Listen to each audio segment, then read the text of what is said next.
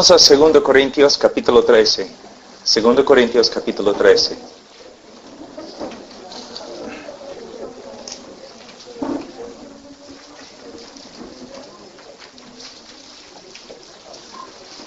Nosotros sabemos que la iglesia acá, los Corintios, era una iglesia muy dotada. Muchos dones, conocimiento, pero muchas veces la iglesia no caminaba como una iglesia de Cristo. Los creyentes o las personas, los miembros de la iglesia, no se portaban como creyentes. En la primera carta, Pablo escribe a la iglesia reprendiendo a muchos hermanos, a muchas personas que estaban dentro de la iglesia. Se enojaron un poco con Pablo. Algunos profetas falsos habían entrado en la iglesia enseñando a todos que Pablo ni era un apóstol. Entonces Pablo escribe la segunda carta para arreglar las cosas con la iglesia. Pero todavía Pablo está preocupado por las personas que se reúnen en esta ciudad. ¿Por qué? Porque dicen que son creyentes, pero no están viviendo como creyentes. En el día de hoy es algo normal en el oeste, entre los evangélicos. En mi propio país, 65% de las personas se crean renacidos, cristianos, pero nosotros, somos un país muy inmoral.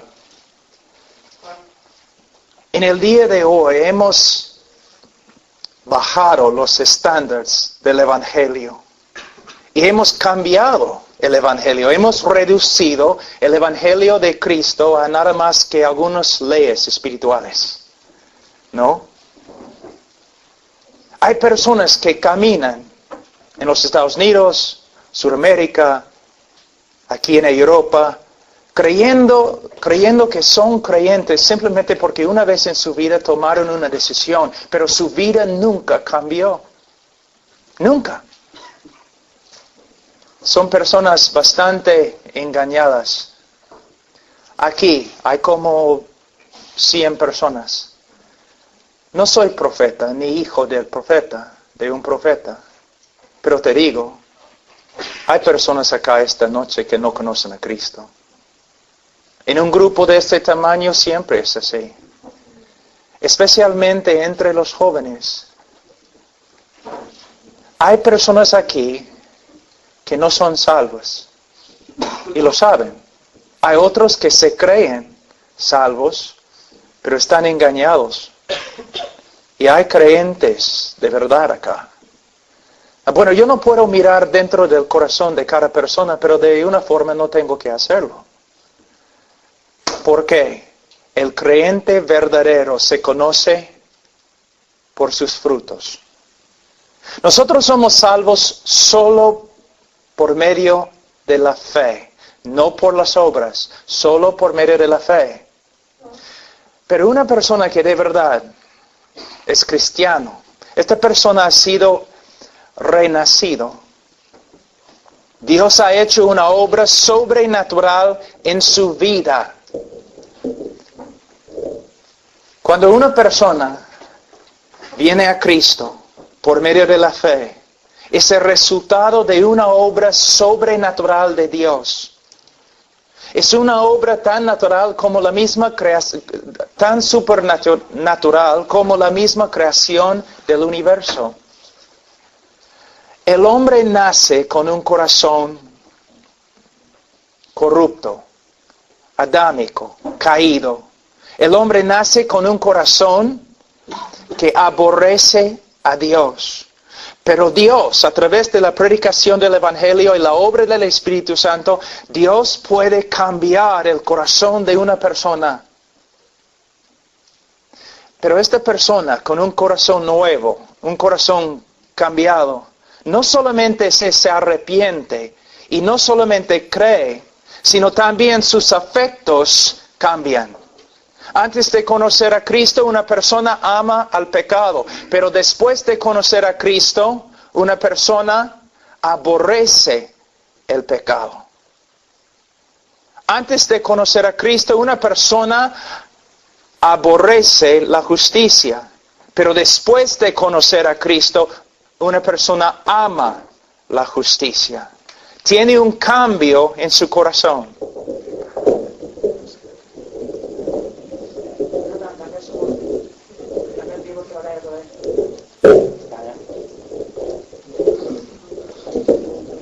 Amén. Tengo una pregunta. ¿Tu corazón ha cambiado? ¿Amas la santidad? ¿Aborreces el pecado? ¿Te estás alejando más y más del mundo y acercándote más y más a Dios? Mira lo que Pablo dice. Si alguno está en Cristo, nueva criatura es. Si no eres una nueva criatura, no eres creyente. Aquí en capítulo 13 de 2 Corintios, versículo 5, Pablo está hablando a los que se dicen creyentes, pero no están viviendo como creyentes. Mira lo que él dice. Examinaos a vosotros mismos, si estáis en la fe. Probaos a vosotros mismos. ¿O no os conocéis a vosotros mismos que Jesucristo está en vosotros, a menos que estéis reprobados? ¿Qué está enseñando Pablo? Para tener la certeza de que de verdad somos salvos, debemos examinar nuestra vida. ¿Te das cuenta que en el cristianismo en el día de hoy personas hablan bastante de su decisión, ¿no? Yo tomé mi decisión, yo hice una decisión, yo oré, yo recibí a Cristo, yo levanté mi mano, Cristo me ha salvado. Pero Pablo aquí dice que para tener la certeza de nuestra salvación, la seguridad de nuestra salvación, debemos examinar nuestro estilo de vida. Pero ¿cómo vamos a hacerlo? Por medio de examinar mi vida a la luz de las Escrituras. Vamos ahora a 1 de Juan.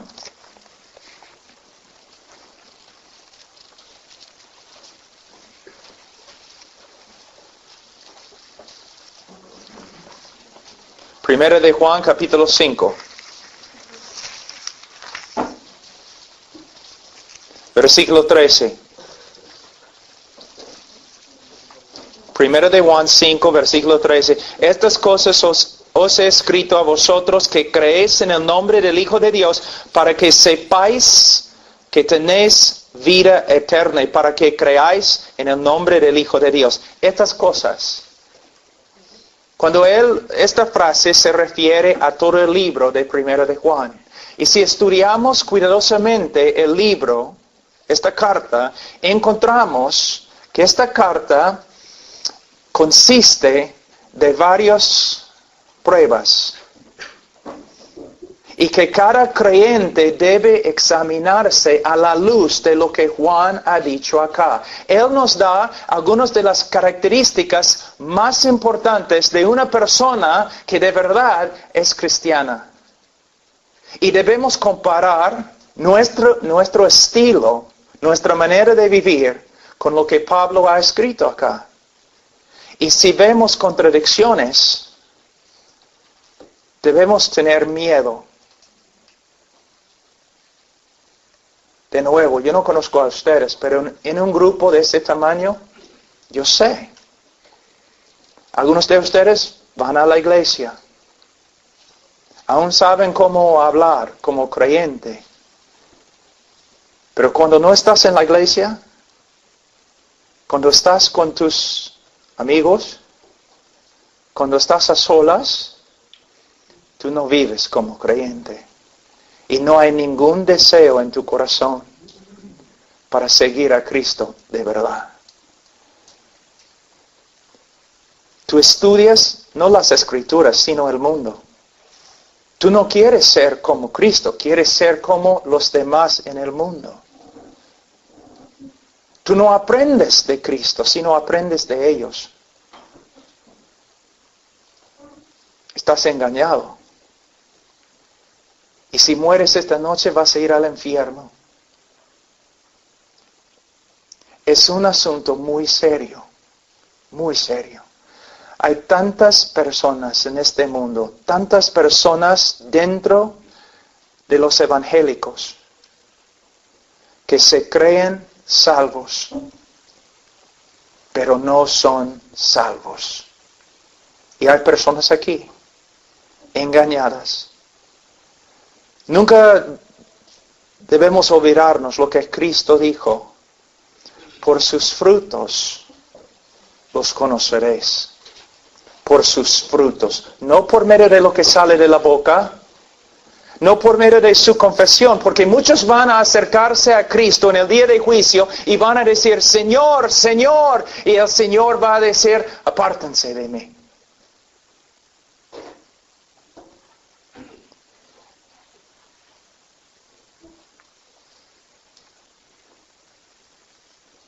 Nunca los conocí. Nunca. Mira, antes de examinarnos a la luz de 1 de Juan, vamos un ratito a Mateo. Capítulo 7.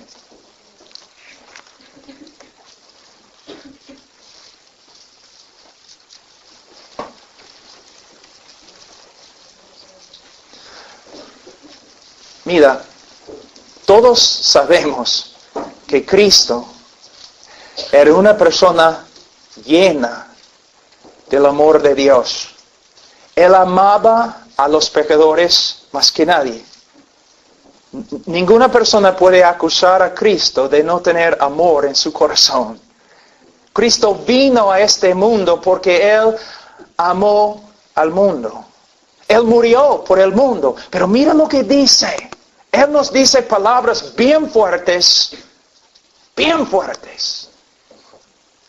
Él dice en versículo 13 de capítulo 7, entrad por la puerta estrecha, porque ancha es la puerta, espacioso el camino que lleva a la perdición. Mira, a la perdición. ¿Sabe qué? Casi si no fuera por las enseñanzas de Jesucristo, casi no tendríamos ninguna información acerca del infierno. Si estudias el Antiguo Testamento, casi no habla del infierno. Las epístolas de los apóstoles no hablan mucho del infierno. Casi toda la enseñanza que tenemos en la Biblia acerca del infierno proviene de Cristo Jesús. ¿Te das cuenta? A veces personas hablan mal de mí diciendo, habla del infierno bastante. Cristo habló del infierno más que del cielo. Cristo habló del infierno más que los apóstoles y los profetas, más que todos los demás en las Escrituras juntos. Yo no puedo decir que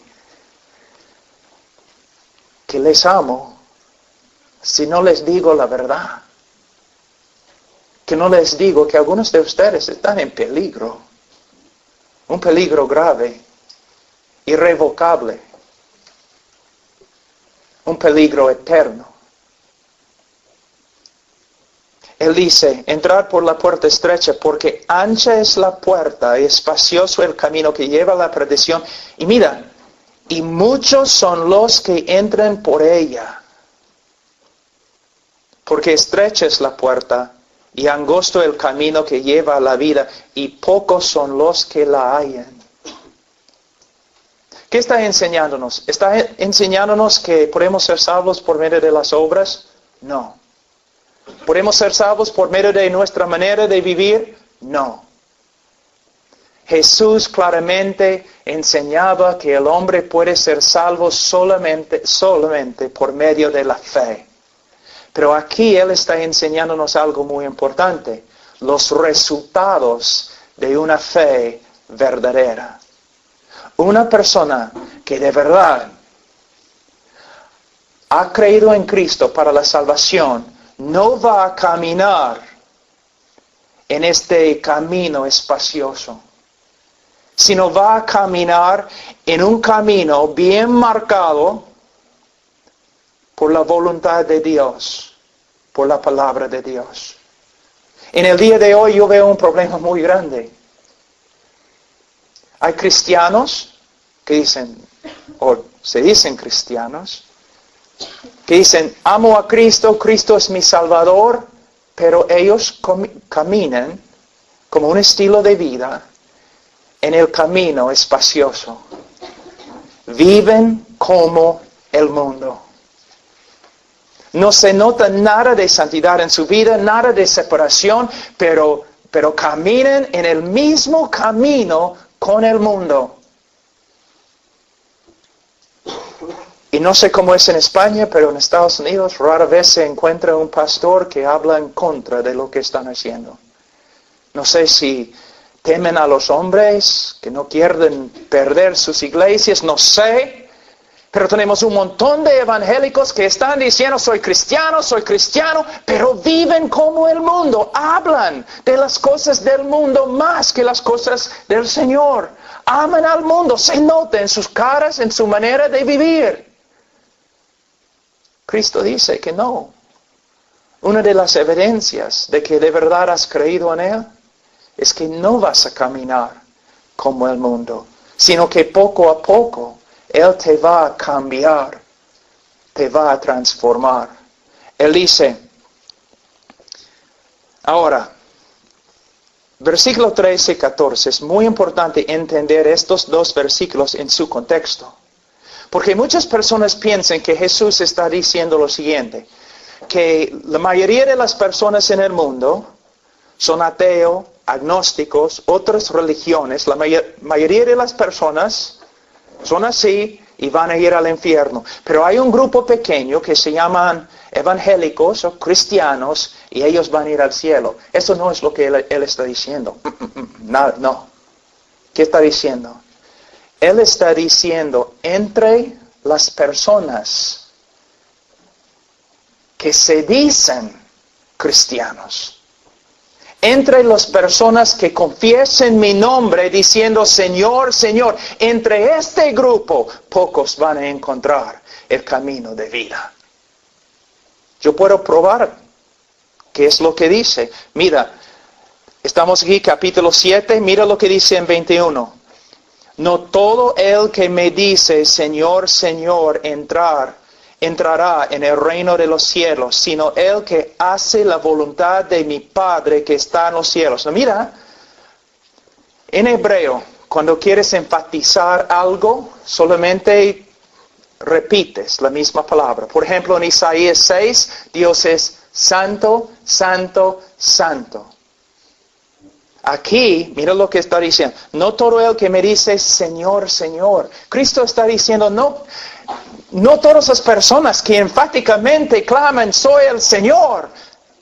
Entre ellos, muchos no van a ser salvos. Los que confiesen que Cristo es el Señor, muchos de ellos no van a ser salvos. ¿Tu confesión de fe, quieres saber lo que vale? 0. Si solamente tienes una confesión de fe, tu confesión de fe no tiene ningún valor. Porque mira lo que dice. No todo el que me dice Señor, Señor entra en el reino de los cielos, sino el que hace la voluntad de mi Padre que está en los cielos. ¿Haces la voluntad del Padre? De nuevo, tenemos que preguntarnos algo. ¿Él está hablando de salvación por medio de las obras? No. Él está diciendo lo mismo como Santiago, en el libro de Santiago. Que si una persona de verdad cree en Cristo y tiene una confesión verdadera, se va a manifestar en su manera de vivir. Su estilo de vida va a reflejar obediencia a la voluntad del Padre. Mira lo que dice En 22, muchos me dirán en aquel día, Señor, Señor, ¿no profetizamos en tu nombre echamos fuera demonios, en tu nombre hicimos muchos milagros? Versículo 23, mira lo que dice. Entonces les declararé, nunca os conocí. Tú dices que tú conoces a Cristo. Está bien. ¿Cristo te conoce? Si yo voy a la Casa Blanca esta noche y digo, quiero entrar, ellos no van a permitir que yo entre. Si digo, bueno, pero yo conozco Barack Obama, yo lo conozco, todavía no voy a entrar. Pero si Barack Obama sale de la Casa Blanca y dice, yo conozco a Pablo Washer, yo voy a entrar. Tú puedes decir todo el día que tú conoces a Cristo, pero ¿Cristo te conoce? Y mira lo que dice. Entonces les declararé, nunca os conocí. Escucha, apartaos de mí, hacedores de maldad. Esta palabra proviene de una palabra griega que es muy importante. Anamas. A significa no. Namas. Ley. Sin ley. Lo que Cristo está diciendo, y escucha muy bien. Él está diciendo, apártense de mí, los de ustedes, que confesaban mi nombre como Señor, pero vivieron en la tierra como si yo nunca les hubiera dado una ley para obedecer. Muchos de ustedes, soy cristiano, pero ni saben lo que son las leyes de Cristo. No les importa. De verdad, no les importa. Cristo está diciendo, tú dices que eres mi discípulo, pero tú vives como si nunca te hubiera dado una ley para obedecer. Tú vives como quieres. Tú haces todo conforme a tus pensamientos. Todo conforme a la carne, todo conforme a lo que el mundo está haciendo, tú haces lo mismo, pero dices que yo soy tu Señor. Es una mentira, apártate de mí. Algunos de ustedes en este cuarto, si mueren ahora, van a escuchar lo mismo. Porque tienen una fe que no produce ningún fruto.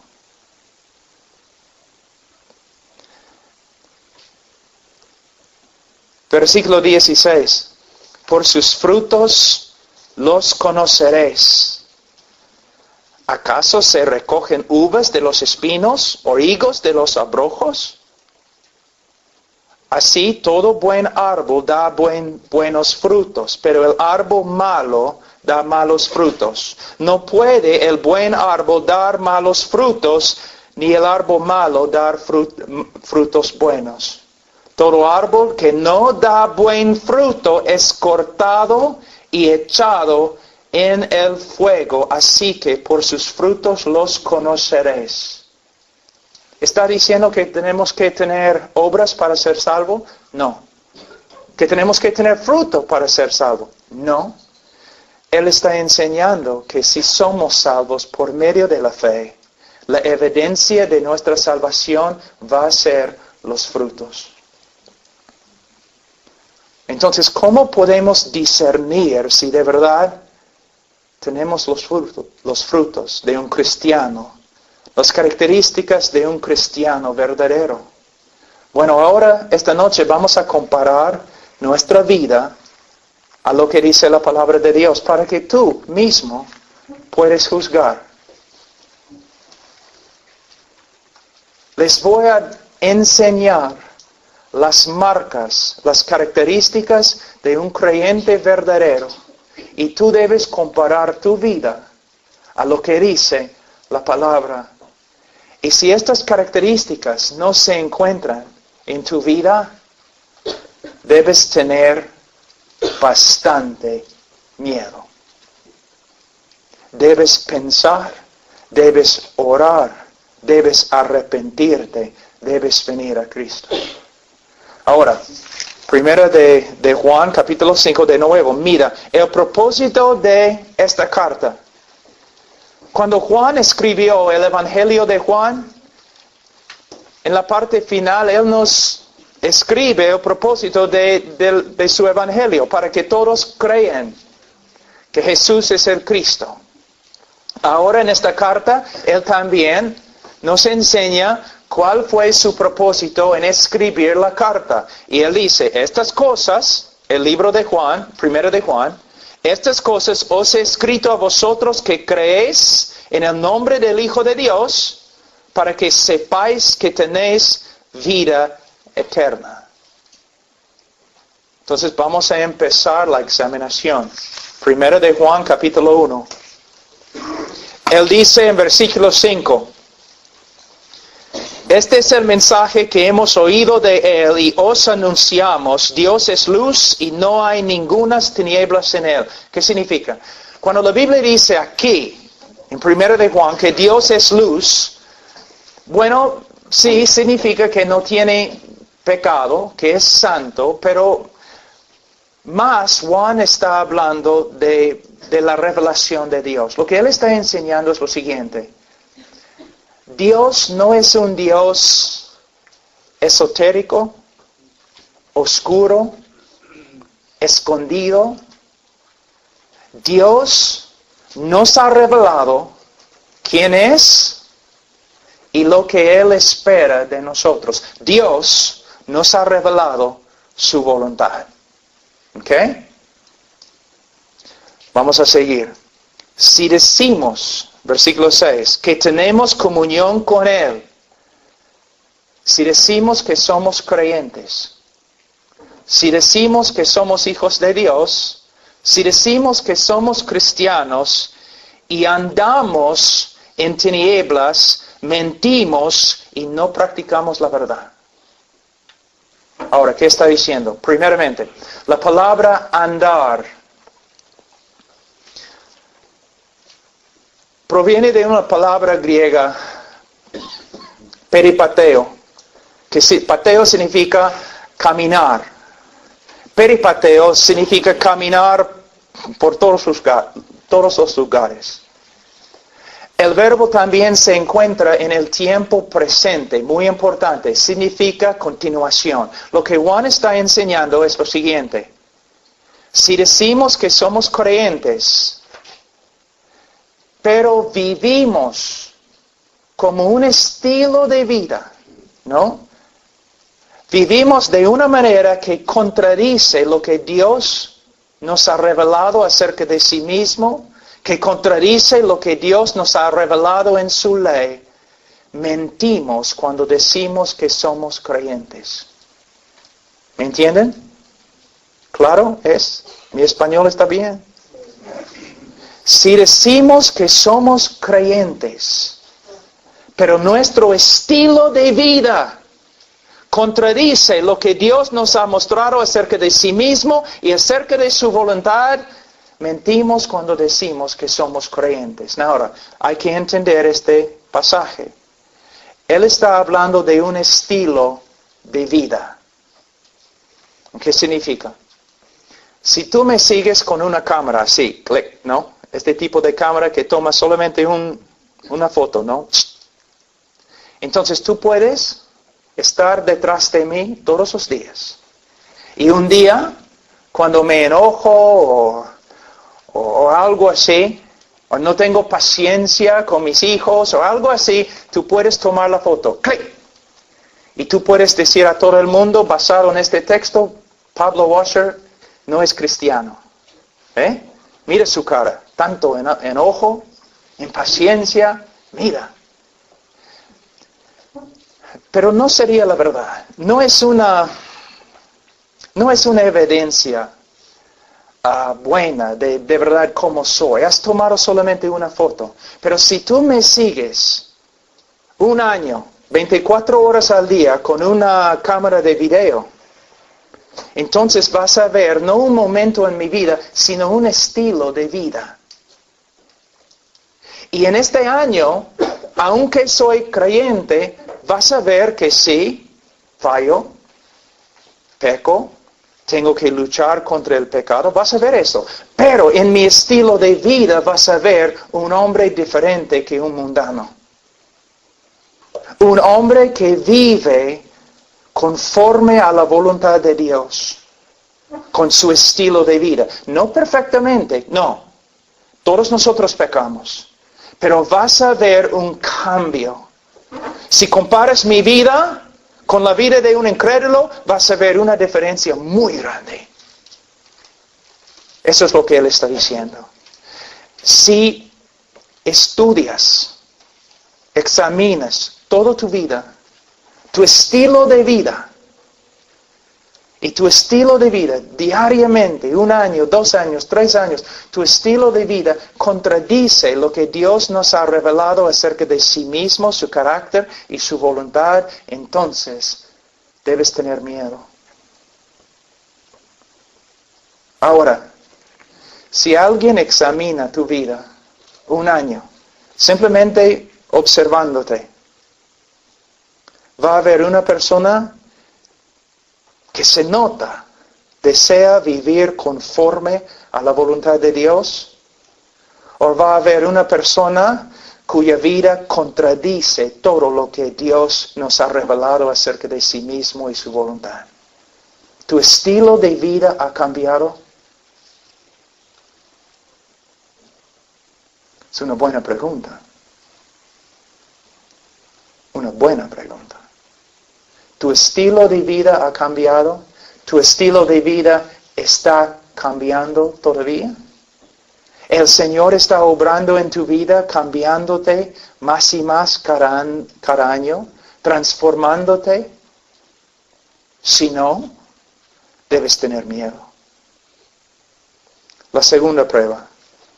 Capítulo 1, versículo 8. Si decimos que no tenemos pecado, nos engañamos a nosotros mismos y la verdad no está en nosotros.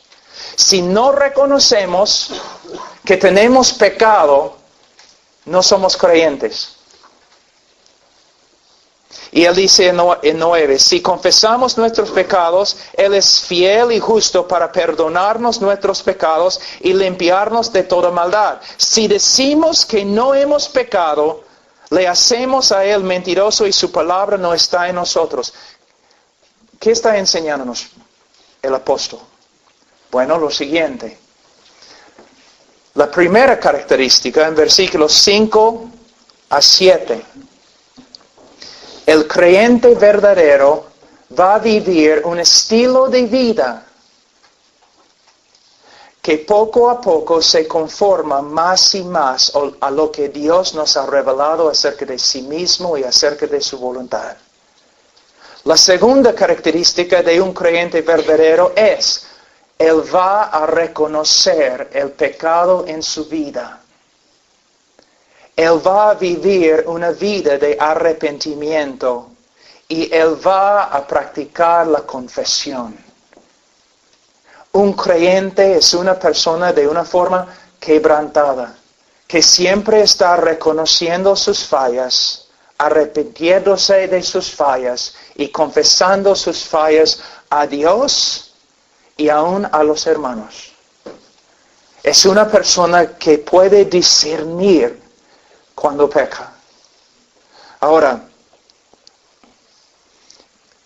es interesante. No sé cómo ustedes hacen aquí en España, pero en los Estados Unidos cuando estoy predicando, de vez en cuando el Espíritu Santo comienza a obrar. Y muchas veces cuando estoy predicando, personas empiezan a llorar, quebrantarse. Algo interesante, cuando el Espíritu se mueve así entre los que se dicen cristianos, es interesante que las personas más santas, más dedicadas en la iglesia, son las personas que se quebrantan llorando con respecto a su pecado. Y los cristianos más carnales y mundanos no lloren, no se quebranten, están allí sentados felices. Lo que estamos viendo es la diferencia entre un cristiano verdadero y un cristiano falso. Un cristiano no es perfecto. Un cristiano va a luchar con el pecado toda su vida. Un cristiano puede caer en el pecado, pero un cristiano no puede vivir constantemente, año tras año, practicando el pecado como un mundano, sin disciplina o sin quebrantamiento. El cristiano verdadero, cuando peca, Dios, su Padre, le va a hablar. La palabra confesión, ¿sabe lo que significa? Muchas personas piensan que la confesión es simplemente Dios, perdóname, he pecado. Eso no es confesión. Confesión proviene de la palabra griega homologeo. Homologeo. Logeo significa hablar. Homo, lo mismo. Confesión es hablar lo mismo. Tú estás caminando y vamos a decir, estás enojado, impaciente, algo así, y el Espíritu Santo te habla. Estás en pecado. Estás enojado. Confesión es cuando tú dices lo mismo. Tú dices, Señor, me has dicho que estoy enojado y impaciente. Señor, tienes razón, estoy de acuerdo contigo. Lo que tú dices de mí es verdad. Yo hablo lo mismo. Yo he pecado. Yo estaba enojado. Perdóname. Esta es confesión. Un creyente, su vida no está marcada por la perfección. Jamás. Pero sí está marcada su vida por una manera de vivir que es diferente que el mundo y tiene una relación diferente con el pecado. Cuando una persona viene a mí diciendo, Pablo, tengo una nueva relación con el Señor, yo siempre digo, ¿y tienes una nueva relación con el pecado? Porque si no tienes una nueva relación con el pecado, no tienes una nueva relación con el Señor. Bienaventurados los que lloran, que pueden ver su necesidad. Yo tengo 27 años en el Señor y puedo testificar que el Señor me ha cambiado de muchas formas. Pero ahora tengo más años en la fe, más conocimiento de la palabra. Yo veo más fallas ahora que cuando empecé. El Señor constantemente trabajando. Yo les voy a dar un ejemplo que enseñé esta mañana a un grupito ahí en la cafetería. Un hombre inconverso. Esta tarde tiene que llegar a su trabajo, está saliendo de la casa tarde, hay lluvia afuera, es horrible, y él está saliendo de la puerta con todas sus cosas y su esposa baja de la escalera y dice, oye, lleva la basura afuera también cuando sales. Y él comienza a gritar, oye mujer, tú puedes llevar la basura, yo tengo que ir a mi trabajo. Se enoja, habla mal a ella, todo lo demás, y sale a su carro totalmente justificado. Ella lo merecía. Él no puede ver su pecado, nada. Él va a su trabajo, tranquilo, está bien. Pero vamos a decir 6 meses después se convierte. Entonces, mismo escenario. Él va a llegar tarde para su trabajo, está saliendo de la casa tarde. Está lloviendo afuera, su esposa, ¿no? Con pelo como medusa, saliendo de su cama. Dice, oye, lleva la basura contigo, tienes que llevar la basura. Y él, antes de pensar, comienza a gritar, oye mujer, ¿no puedes ver que está lloviendo? Voy a llegar a mi trabajo tarde, tú debes llevar la basura. Tú dices, ¿cuál es la diferencia?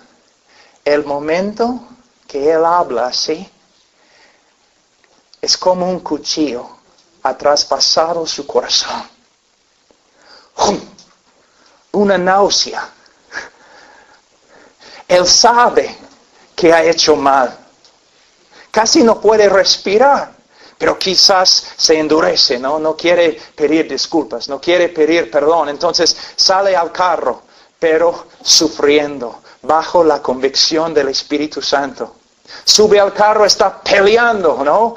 No voy a pedir perdón. Llega a su trabajo, empieza a trabajar, no puede trabajar, ni puede pensar. Solamente él sabe que ha pecado contra Dios y ha pecado contra su esposa y no encuentra descanso o paz hasta que llame a su esposa y dice, mi amor, perdóname, he pecado. Y ella dice, no está bien, no está bien. Perdóname, necesito escuchar las palabras, perdóname. Sí, esposo, te perdono. Ya. Y de ahí se pone de rodillas al lado de su escritorio, Señor, perdóname, he pecado. Es la diferencia entre un creyente y un incrédulo. Su vida está marcada por confesión, quebrantamiento. Pero hay una cosa muy importante. Como hablamos hoy día, si una persona no renueve su mente con la palabra de Dios, si no está estudiando la palabra, si está llenando su vida del mundo, a veces ni puede ver su pecado.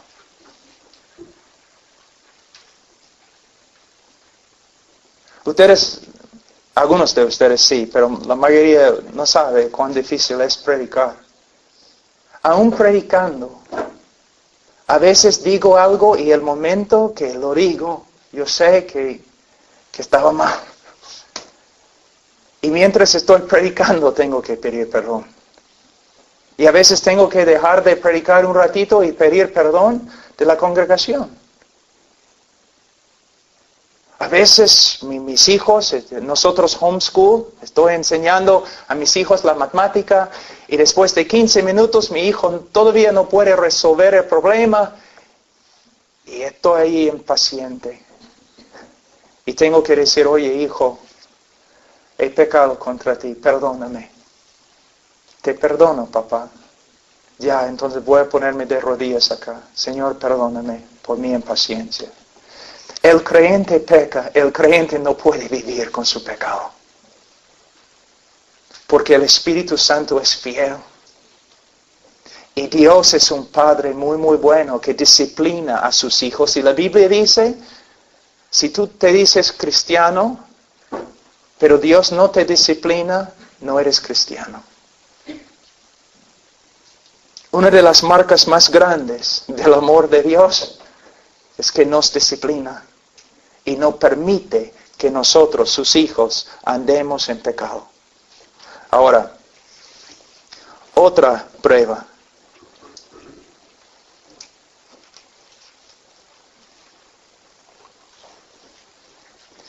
Capítulo 2, versículo 3. Y en esto sabemos que nosotros le conocemos. Mira, en esto sabemos que somos cristianos, si guardamos sus mandamientos. Es lo que dice. El que dice, yo le conozco, y no guarda sus mandamientos, el tal es mentiroso, y la verdad no está en él. Pero el que guarda su palabra, en este verdaderamente el amor de Dios sea perfeccionado. Por esto sabemos que estamos en Él. ¿Qué significa? Nosotros sabemos que aún los cristianos más maduros pecan, fallan, tienen debilidades. Entonces, ¿qué significa este texto? De nuevo, tienes que entender que Juan está usando verbos en el tiempo presente. Está hablando de un estilo de vida. Significa que una persona que de verdad es un creyente va a tener una nueva relación con los mandamientos de Dios. Voy a usar mi vida como una ilustración. Antes de conocer a Cristo, yo no quería saber nada de sus mandamientos, de su voluntad. ¿Qué me importa? No voy a leer la Biblia. no intentaba obedecer a Dios, conocer su voluntad. Cuando yo vivía en desobediencia, no me importaba. Un incrédulo. Pero después de convertirme, ¿qué pasó? Una nueva relación con los mandamientos de Dios. Ningún hombre guarda los mandamientos perfectamente, pero el cristiano tiene un estilo de vida que refleja obediencia. Tiene una nueva relación con la palabra de Dios. ¿Recuerdan lo que dije antes? Si una persona viene a mí y dice, tengo una nueva relación con Dios, yo siempre pregunto, ¿y tienes una nueva relación con el pecado? Pero también pregunto, ¿y tienes una nueva relación con su palabra, con sus mandamientos, con su voluntad? Algunos de ustedes saben exactamente lo que estoy diciendo, porque han experimentado lo mismo en su vida. Antes de conocer a Cristo, ustedes no se preocupaban por saber lo que decía Dios. No se preocupaban por entender la voluntad de Dios o obedecer la voluntad de Dios o confesar tus pecados cuando desobedecías la voluntad de Dios. No, pero después de convertirse, ustedes empezaron a tener interés. ¿Qué ha dicho Dios? ¿Qué dice Dios en su palabra? ¿Cuáles son sus mandamientos? ¿Cuál es su propósito para mi vida? ¿Ves? Una nueva relación con la palabra de Dios. ¿Tienes una nueva relación con los mandamientos de Dios? La Biblia dice, para el creyente los mandamientos de Dios no son gravosos, son su deleite. ¿Los mandamientos de Dios son tu deleite? ¿Te esfuerzas para saber lo que ha dicho Dios? ¿O simplemente te crees cristiano porque vas al grupo de jóvenes? Y no eres tan malo como los demás. Otra prueba. Versículo 6. El que dice que permanece en Él, debe andar como Él anduvo. Tú dices, entonces todos nosotros vamos al infierno. ¿Quién anda como Él anduvo? Tú debes sentarte un día con los pastores, ¿no? Cuando están hablando entre sí. Sí, pueden contar los pastores de sus victorias. Nos sentamos ahí como el Señor ha hecho esto, el Señor me ha cambiado. Pero también los pastores dicen, mira hermanos, oren por mí, porque todavía, caramba, no soy como debo ser. Entonces, ¿qué significa este texto? Si ni aun los pastores andan como Cristo siempre, entonces, ¿qué significa este texto? Yo les voy a dar otra ilustración. Cuando yo era un niño, así de más o menos ese tamaño, mi papá era un hombre muy duro. Y él, cada mañana, como las 5:30 en la mañana, él entraba a mi cuarto y me decía, Pablo, levántate, no hay descanso para los malos. Y mi papá era muy duro. Si él dice, levántate, tú debes levantarte. Entonces yo me levantaba y nosotros salíamos a dar alimentos a los caballos, a las vacas, especialmente en el invierno con la nieve. Y mi papá era un hombre grande y caminaba no así. Y yo como un niño, yo quería ser igual, como mi papá, ¿no? Entonces yo tenía un balde así con agua, llevando agua a los caballos, y mi papá, yo estaba tratando de caminar como él. Como una araña borracha, no, cayéndome y todo lo demás. Pero mira, una persona viendo eso podría haberse burlado. Pero no había duda que había un niño que quería caminar como su papá. Se notaba.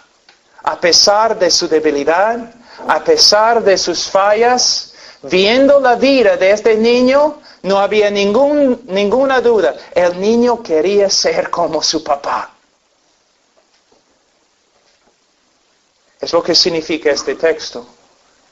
Cuando una persona ve el estilo de tu vida.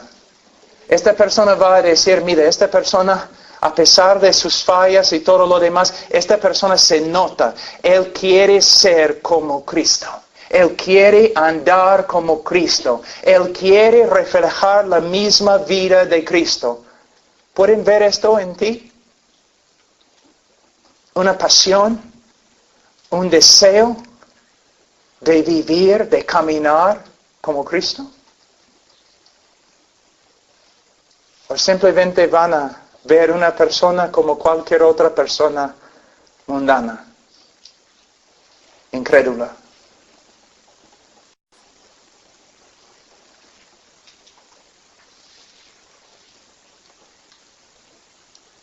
¿Eres cristiano?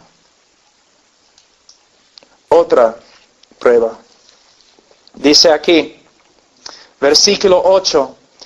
Sin embargo, os escribo un mandamiento nuevo que es verdadero en él y en vosotros, porque las tinieblas van pasando y la luz verdadera ya alumbra. El que dice que está en la luz, el que dice que es creyente y aborrece a su hermano, está todavía en tinieblas. El que ama a su hermano permanece en la luz y en él no hay tropiezo. Ahora, ¿quién es el hermano?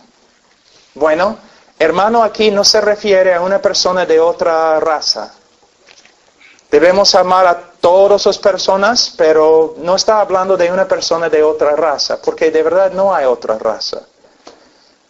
Si eres un ser humano, es la raza. No hay diferencias. No está hablando de la necesidad de amar a los pobres. El hermano aquí no se refiere a una persona pobre, aunque debemos amar a los pobres. Aquí, la palabra hermano en el contexto se refiere a otros cristianos. Ahora, es muy importante.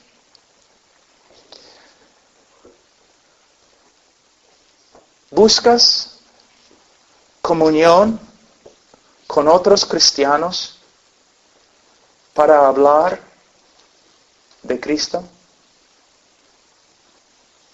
¿Buscas ser siervo a otros cristianos en el nombre de Cristo? Yo tengo que tener cuidado aquí porque muchas veces los jóvenes en los grupos en la iglesia, grupo de jóvenes, los jóvenes quieren salir juntos y todo, pero casi nunca hablan de Cristo. El momento que el servicio se acaba, salen a tomar un Coca-Cola o algo así, comer algo, pero no para hablar más de Cristo o la Escritura. ¿Tú hablas de Cristo solamente cuando estás en un grupo de jóvenes y tienes que hablar de Cristo? ¿Sales con tus amigos simplemente para conversar acerca de Cristo o la Biblia? ¿Quieres estar con otros cristianos muy dedicados para aprender de ellos? Yo recuerdo antes de convertirme, yo en un gimnasio de bastantes hombres pesistas, hombres bestias, ¿no? Y otro lado de la calle, una calle pequeña. Otro lado de la calle había una iglesia, la primera bautista de Brookport, recuerdo.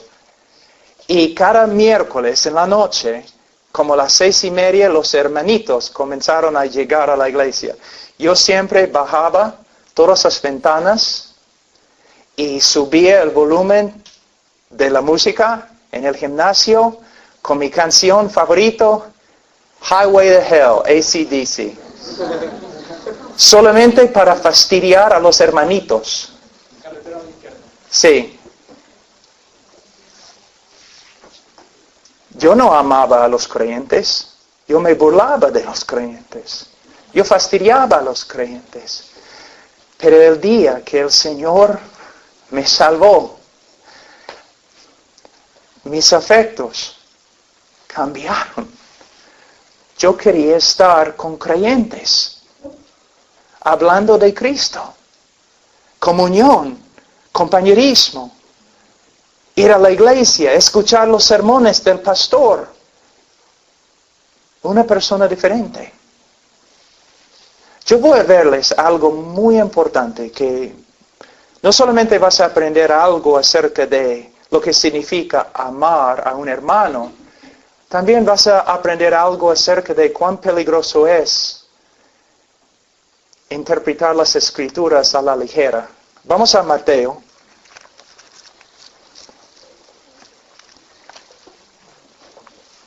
Capítulo 25. Versículo 31. Cuando el Hijo del Hombre venga en su gloria y todos los santos ángeles con él, entonces se sentará en su trono de gloria y serán reunidos delante de él todas las naciones y apartará los unos de los otros como aparta el pastor las ovejas de los cabritos. Y pondrá las ovejas a su derecha y a los cabritos a su izquierda. Entonces el rey dirá a los de su derecha: venid benditos de mi Padre, venid benditos de mi Padre, heredad el reino preparado para vosotros desde la fundación del mundo, porque tuve hambre y me diste de comer, tuve sed y me diste de beber, fui forastero y me recogisteis, estuve desnudo y me cubristeis, enfermo y me visitasteis, en la cárcel y vinisteis a mí. Entonces los justos le responderán, diciendo: Señor, ¿cuándo te vimos hambriento y te sustentamos? ¿O sediento y te dimos de beber? ¿Y cuándo te vimos forastero y te recogimos? ¿O desnudo y te cubrimos? ¿O cuando te vimos enfermo o en la cárcel y venimos a ti? Y respondiendo el rey les dirá: de cierto os digo que en cuanto lo hiciste a uno de estos mis hermanos más pequeños, a mí lo hicisteis. Muchos ministerios usan este texto como un pretexto, diciendo que en base de este versículo, este texto, debemos cuidar a los pobres, debemos dar alimentos a los que tienen hambre, debemos visitar las personas que han cometido crímenes y ahora están en la cárcel. Mira, debemos hacer esas cosas, pero no es lo que este texto está enseñando. Jesús no está diciendo: mira, yo era un ladrón en la cárcel y me visitaste. Él no está diciendo: yo era un asesino en la cárcel y me visitaste. No. No. Él está hablando de una cosa completamente diferente. ¿Ves? Siempre tú has escuchado el texto interpretado así, ¿no es cierto? Pero lo que él está enseñando es algo completamente diferente. En la época de los primeros 3 siglos de la iglesia tenía que esconderse en Roma, porque era ilegal ser creyente. Entonces vamos a decir que nosotros somos creyentes como 20 y nosotros salimos al bosque para tener un servicio. Y como medianoche terminamos el servicio y cada uno de nosotros va por su camino a su casa. Y tú vas a tu cama, llegaste a la casa bien, estás durmiendo y de repente alguien toca a la puerta. Tú te levantas y es uno de los miembros de la iglesia. Oye, mira, cuando terminamos el servicio, 2 hermanos que estaban caminando por otro lado, los romanos los han capturado y ahora están en la cárcel. En esta época, si una persona estaba en la cárcel, no recibía comida, ni agua, ni ropa, ni medicina. Si los hermanos fueron capturados, probablemente los romanos los golpearon bien feo, quizás aún con un látigo, y están en la cárcel ahora, quizás al punto de morir, no tienen ropa, no tienen medicina, están sufriendo y necesitan comida y agua. Entonces los hermanos se reúnen de nuevo, como a las 4 de la mañana. Tenemos que hacer algo, los hermanos van a morir. Y un joven en la iglesia cristiana dice, yo voy. Y el anciano dice, está bien, joven, pero tienes que saber algo. Si tú llevas la comida y la medicina y la ropa a nuestros hermanos en la cárcel, los romanos también van a ver que tú eres creyente y probablemente te van a capturar también. Jesús está diciendo, el verdadero cristiano va a ir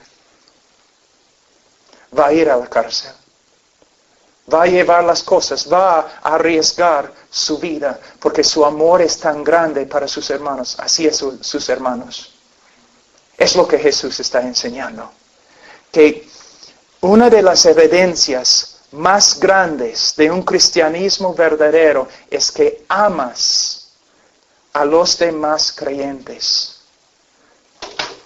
Y tienes la buena voluntad de servir a los creyentes, aunque te cueste tu vida.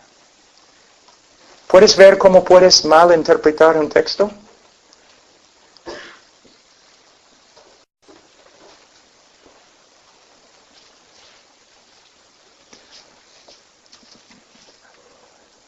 Chicos, chicas, cuando ustedes salen para divertirse, ¿se juntan con otros cristianos para servir a Cristo? ¿Para servirse el uno al otro? ¿Para hablar de Cristo? ¿Qué hacen? A veces se juntan jóvenes una noche en la casa de alguien solamente para tener un tiempo de adoración. Salen juntos a testificar. Vas a la casa de un hermano quizás enfermo. ¿Ves? Una de las evidencias más grandes del cristianismo verdadero es que amas y sirves a los hermanos. Vamos, tenemos tiempo para una prueba más, creo. Vamos a...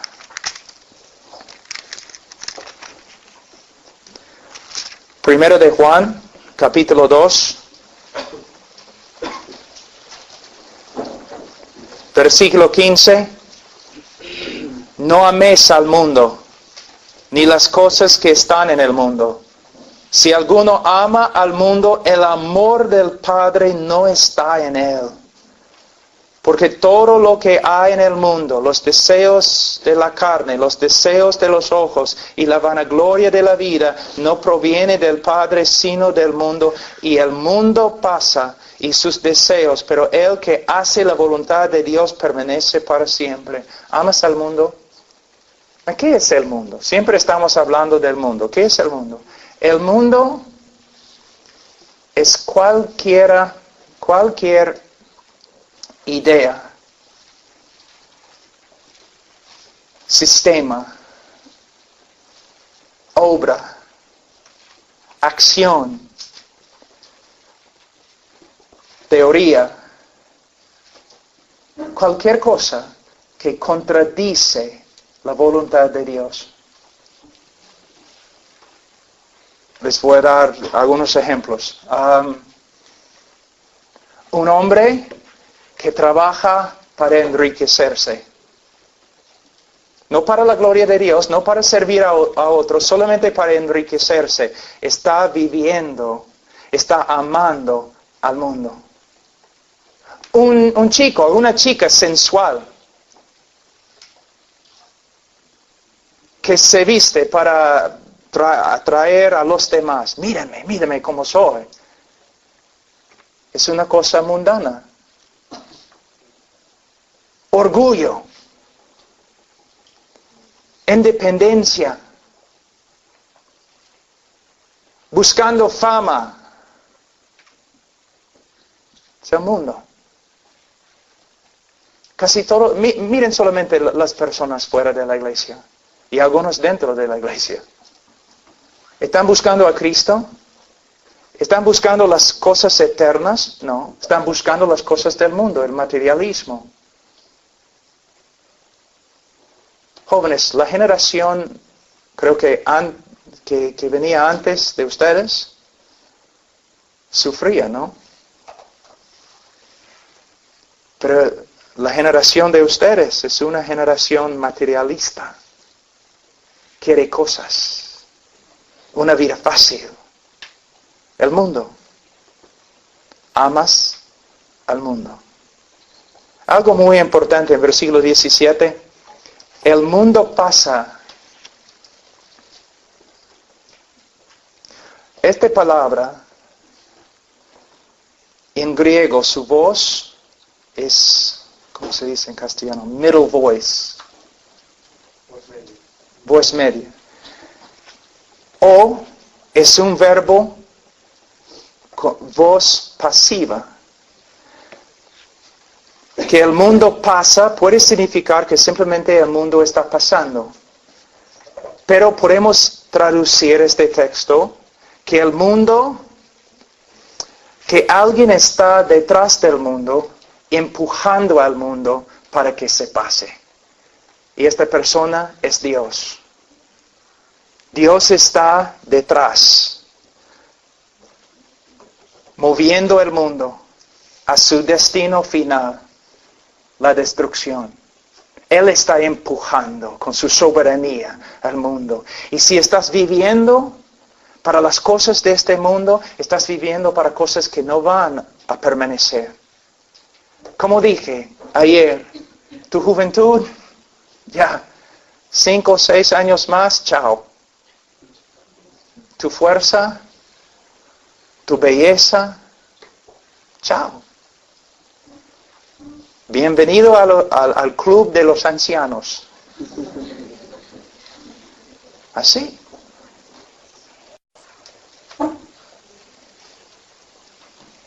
Ahora, todo este libro está lleno de pruebas.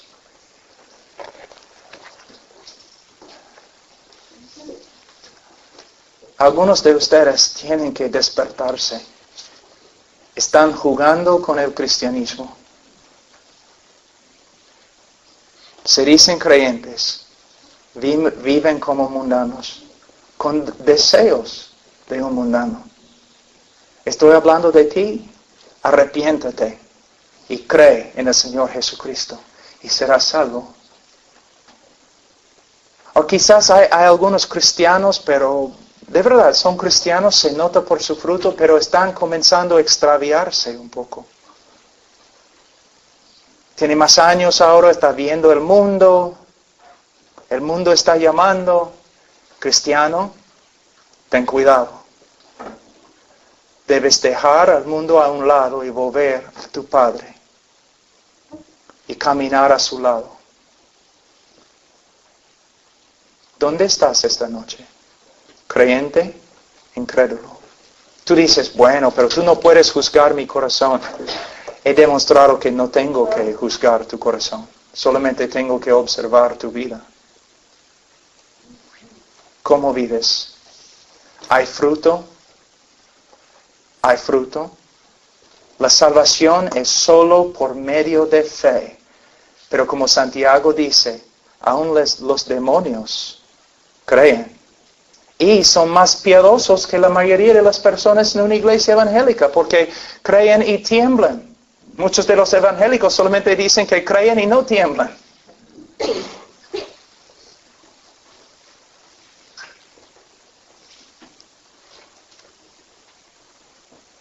A veces el Señor manda a una persona para que hable contigo. Y muchas veces una persona no elocuente, una persona que ni puede usar bien tu idioma. Pero sin embargo, el Señor te está hablando esta noche. ¿Qué vas a hacer con Cristo? Vamos a orar. Padre Santo, Señor, yo oro por estos jóvenes. Yo sé que hay jóvenes aquí, Señor, que te aman. Hablando hoy día con varios jóvenes, Señor, aún yo podía notar el amor de Cristo en ellos. Pero Señor, no he hablado con todos. Y yo sé, Señor, en un grupo de este tamaño, siempre hay personas que confiesan tu nombre, pero tú no los conoces. Oh Señor, que esta noche el Espíritu Santo, que Él les muestre su pecado y su necesidad de Cristo. Que esta noche sea su noche de salvación. Señor, obra aquí. Y Señor, si hay hijos tuyos extraviándose, Señor,